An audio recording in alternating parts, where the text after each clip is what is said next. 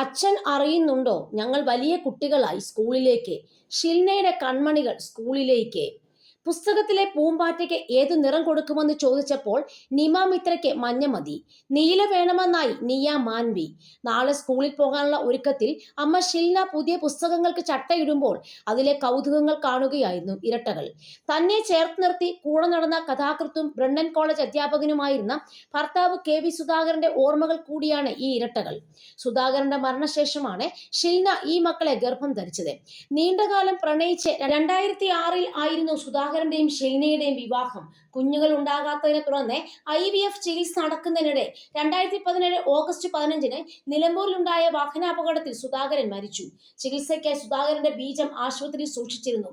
പാതി വഴിയിൽ തനിച്ചായെങ്കിലും തന്റെ ജീവിത പാതിയുടെ തുടുപ്പുകൾ എപ്പോഴും കൂടെ വേണമെന്നായിരുന്നു ഫെഡറൽ ബാങ്ക് പുതിയ തെരു ബ്രാഞ്ച് മാനേജരായ ഷിൽനയുടെ ആഗ്രഹം. അങ്ങനെയാണ് സുധാകരന്റെ മരണശേഷം IVF ചികിത്സ തുടരാൻ ഷിൽന തീരുമാനിച്ചത്. 2018 സെപ്റ്റംബർ 13 ഇരട്ട കുട്ടികൾക്ക് ഷിൽന ജന്മം നൽകി. Kannur saint Michael's Anglo Indian higher secondary സ്കൂളിലെ 1ാം ക്ലാസ്സിലാണ് നിയയും നിമയും ചേർന്നത്. ഇവിടുത്തെ നഴ്സറിയിൽ തന്നെയായിരുന്നു ഇരുവരും പഠിച്ചിരുന്നത്.